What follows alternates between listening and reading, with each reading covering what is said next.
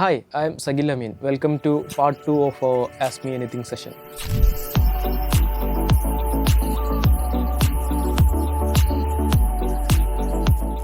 Last week നമ്മുടെ digital marketing students കുറേ അധികം ഡൗട്ട്സ് ചോദിച്ചിരുന്നു. അതെല്ലാം നമ്മൾ ക്ലിയർ ചെയ്തു. ആൻഡ് ഈ ആഴ്ച അവർ വീണ്ടും കുറച്ചധികം ഡൗട്ട്സ് ആയിട്ട് വന്നിരിക്കുകയാണ്. അതെന്തൊക്കെയാണെന്ന് നമുക്ക് നോക്കാം. റീൽസ് സ്ക്രോൾ ചെയ്ത് ടൈം കളയുന്നതിന് മാർക്കറ്റ് റിസർച്ച് ഒന്ന് പറയാൻ പറ്റുമോ? നിങ്ങളൊരു നോർമൽ യൂസർ ആണെങ്കിൽ അത് മാർക്കറ്റ് റിസർച്ച് എന്ന് പറയാൻ പറ്റില്ല. ബിക്കോസ് നിങ്ങളുടെ ഗോൾ എന്ന് പറയുന്നത് ജസ്റ്റ് റീൽസ് സ്ക്രോൾ ചെയ്യുക ആൻഡ് എന്തെങ്കിലും ഒരു എൻ്റർടൈൻമെൻറ്റ് എലമെൻറ്റ് കണ്ടുപിടിക്കുക എന്നുള്ളൊരു ഉദ്ദേശം കൊണ്ട് മാത്രമായിരിക്കും നിങ്ങൾ റീൽസ് സ്ക്രോൾ ചെയ്യുന്നത്. നേരെ മറിച്ചത് ഡിജിറ്റൽ മാർക്കറ്ററുടെ കേസ് വരുമ്പോൾ പുള്ളിക്കാരൻ റീൽസ് സ്ക്രോൾ ചെയ്യുന്നത് ആ കാലത്തുള്ള ആ ടൈം പീരീഡിലുള്ള ട്രെൻഡിങ് ആയിട്ടുള്ള എന്തെങ്കിലും എലമെൻറ്റ്സ് ഉണ്ടോ, അതായത് അല്ലെങ്കിൽ ട്രെൻഡിങ് ആയിട്ടുള്ള എന്തെങ്കിലും മ്യൂസിക് ഉണ്ടോ, അല്ലെങ്കിൽ ട്രെൻഡിങ് ആയിട്ടുള്ള എന്തെങ്കിലും ഹുക്സ് ഉണ്ടോ, അത് ഞങ്ങളുടെ ബിസിനസ്സിലോട്ട് എങ്ങനെ ഇൻക്ലൂഡ് ചെയ്യാൻ പറ്റും, ഇങ്ങനത്തെ ഒരു ഉദ്ദേശത്തോടു കൂടെ ആയിരിക്കും അയാൾ സ്ക്രോൾ ചെയ്യുന്നുണ്ടായിരിക്കുക. സ്ക്രോൾ ചെയ്യുന്ന ഒരു നോർമൽ യൂസറിൽ നിന്നും ഡിജിറ്റൽ മാർക്കറ്ററായി മാറുമ്പോൾ നമുക്ക് വരുന്ന ഫസ്റ്റ് ചേഞ്ച് എന്തായിരിക്കും?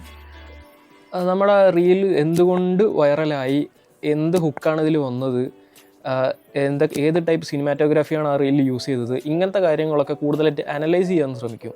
അതിൻ്റെ കമൻസിൽ കയറിയിട്ട് എത്ര കമൻറ്റ് വന്നിട്ടുണ്ട്, ഏത് ടൈപ്പ് കമൻറ്റ് വന്നിട്ടുണ്ട്, ഈ റീൽ ഫണ്ണിയാണോ, ഈ റീൽ എൻഗേജ്മെൻറ്റ് ടൈപ്പ് ആണോ, അല്ലെങ്കിൽ എന്തെങ്കിലും കറക്റ്റായിട്ടുള്ള ആ ഒരു സമയത്ത് നടക്കുന്ന എന്തെങ്കിലും ഒരു ഇഷ്യൂവോ അല്ലെങ്കിൽ എന്തെങ്കിലും ട്രെൻഡിങ് ആയിട്ടുള്ള കാര്യങ്ങളോ അതിൽ ഉൾപ്പെടുത്തിയിട്ടുണ്ടോ, അങ്ങനെയുള്ള കാര്യങ്ങളൊക്കെ ശ്രദ്ധിച്ച് കുറച്ചുകൂടെ നന്നായിട്ട് അനലൈസ് ചെയ്തിട്ട് ഇത് നമ്മുടെ ബിസിനസ്സിന് നമുക്ക് ഈ റീൽ ടൈപ്പ് കോണ്ടൻറ്റ് ക്രിയേറ്റ് ചെയ്യാൻ പറ്റുമോ എന്നുള്ള കാര്യം ഒന്നുകൂടെ ബെറ്ററായിട്ട് അനലൈസ് ചെയ്ത് പഠിക്കാൻ ശ്രമിക്കും.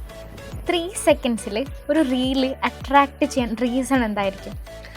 യൂഷ്വലി അത് ഹുക്കാണ് മെയിനായിട്ടുള്ള റീസൺ വരുന്നത്. അതായത് ഒരു ഹ്യൂമൻ്റെ അറ്റൻഷൻ സ്പാൻ എന്ന് പറയുന്നത് 3 സെക്കൻഡ്സ് ആണ്.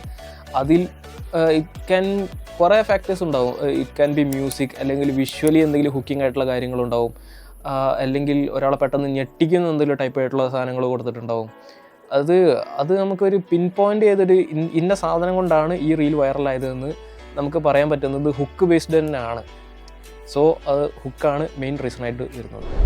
AI ടൂൾസ് യൂസ് ചെയ്യുമ്പോൾ കോണ്ടന്റ് ക്രിയേഷൻ്റെ സ്പീഡ് ഇൻക്രീസ് ആവുന്നതാണോ അതോ തിങ്കിങ് പ്രോസസ്സ് സ്ലോ ആവുന്നതാണോ?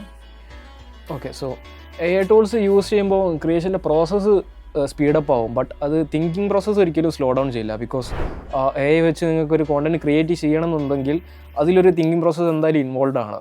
ബിക്കോസ് ഈ ഒരു വിഷ്വൽ ഈ ഒരു ടൈപ്പിൽ വേണം, ഇന്ന ടൈപ്പ് ഓഫ് ക്രിയേറ്റീവ് എനിക്ക് വേണം എന്നുള്ളത് AI ടൂൾസിന് പറഞ്ഞു കൊടുക്കേണ്ടിയിരുന്നൊരു ഉത്തരവാദിത്വം അത് ജനറേറ്റിൻ്റെ പ്രോംപ്റ്റ് കൊടുക്കുന്ന ആൾക്കാണ്.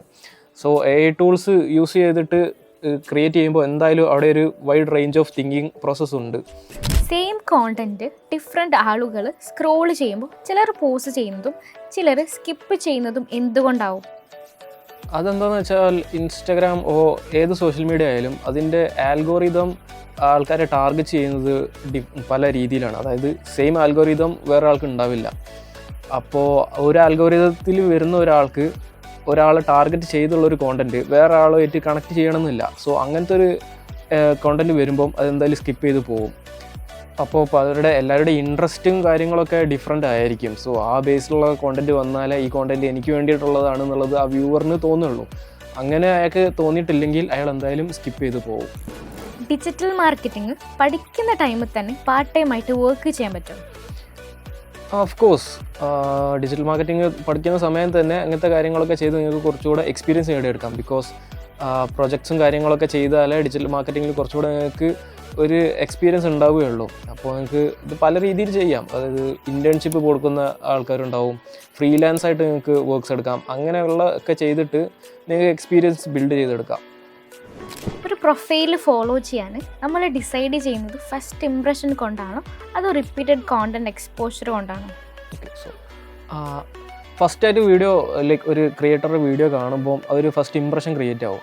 പിന്നെ നമ്മൾ പ്രൊഫൈൽ കയറി നോക്കുമ്പം നമുക്ക് ആ ഫസ്റ്റ് ഇംപ്രഷൻ ഉണ്ടാക്കിയ സെയിം ടൈപ്പ് കോണ്ടന്റ് ആണ് അയാൾ കണ്ടിന്യൂസ്ലി പോസ്റ്റ് ചെയ്യുന്നുണ്ടെങ്കിൽ നമ്മൾ ഉറപ്പായിട്ടും അത് ഫോളോ ചെയ്യും.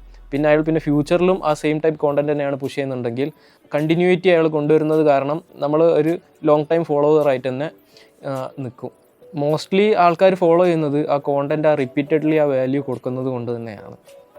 ഡിജിറ്റൽ മാർക്കറ്റിങ്ങിൽ ക്രിയേറ്റിവിറ്റി ആണോ അതോ സ്ട്രാറ്റജി അറിയുന്നതാണോ more important? Okay, so digital മാർക്കറ്റിങ്ങിൽ ഈ സ്ട്രാറ്റജി ആൻഡ് ക്രിയേറ്റിവിറ്റി രണ്ടും വളരെ ഇമ്പോർട്ടൻ്റ് ആയിട്ടുള്ള കാര്യമാണ്. ബിക്കോസ് നിങ്ങളുടെ നിങ്ങളുടെ എൻഡ് ഗോൾ, അതായത് നിങ്ങൾക്ക് ഏത് റിസൾട്ടാണ് വേണ്ടത് അത് നിങ്ങൾക്ക് ജനറേറ്റ് ചെയ്യണമെന്നുണ്ടെങ്കിൽ കോണ്ടൻറ്റ് വേണം. ആ കോണ്ടൻറ്റിനകത്ത് എന്തായാലും ക്രിയേറ്റിവിറ്റി വേണം. പിന്നെ അത് ആ ഒരു കോണ്ടൻറ്റ് ഇന്ന ടൈപ്പ് ഓഫ് ഫണലാണ് ഫോളോ ചെയ്യുന്നുണ്ടെങ്കിൽ അത് നിങ്ങളൊരു സ്ട്രാറ്റജി ബിൽഡ് ചെയ്യണം. അപ്പം ഈ രണ്ട് കാര്യങ്ങളും എന്തായാലും വളരെ ഇമ്പോർട്ടൻ്റ് ആയിട്ടുള്ളൊരു എലമെൻറ്റ് തന്നെയാണ് ഡിജിറ്റൽ മാർക്കറ്റിങ്ങിൽ. ക്രിയേറ്റിവിറ്റി ഇല്ലെങ്കിൽ ആൾക്കാർ കോണ്ടൻറ്റ് കാണില്ല. ആൻഡ് സ്ട്രാറ്റജി ഇല്ലെങ്കിൽ ആ കോണ്ടൻറ്റിനകത്തൊരു കൺവേർഷൻ നിങ്ങൾക്ക് കിട്ടത്തില്ല. ആൻഡ് ബെസ്റ്റ് മാർക്കറ്റേഴ്സ് ഈ രണ്ട് എലമെൻസും ബാലൻസ് ചെയ്തിട്ടാണ് അവരുടെ മാർക്കറ്റിംഗ് സ്ട്രാറ്റജി മുന്നോട്ട് കൊണ്ടുപോകുന്നത്. ക്രിയേറ്റിവിറ്റി നമ്മുടെ കോണ്ടൻറ്റ് വൈറലാക്കാൻ ഹെൽപ്പ് ചെയ്യും. ആൻഡ് സ്ട്രാറ്റജി നമ്മുടെ ബിസിനസ്സിനെ ഗ്രോ ചെയ്യാൻ ഹെൽപ്പ് ചെയ്യും. സോ നിങ്ങളുടെ ക്വസ്റ്റ്യൻസും ഡൗട്ട്സും എല്ലാം ക്ലിയർ ആയി എന്ന് വിചാരിക്കുന്നു. നിങ്ങൾക്ക് ഇനിയും ക്വസ്റ്റ്യൻസ് അല്ലെങ്കിൽ ഡൗട്ട്സ് ഉണ്ടെങ്കിൽ ജസ്റ്റ് ഒന്ന് കമൻറ്റ് ചെയ്യൂ. ഞങ്ങൾ അടുത്ത പാർട്ടിൽ എന്തായാലും അത് ക്ലിയർ ചെയ്ത് തരുന്നതാണ്. സോ നമുക്ക് അടുത്ത പാർട്ടിൽ കാണാം.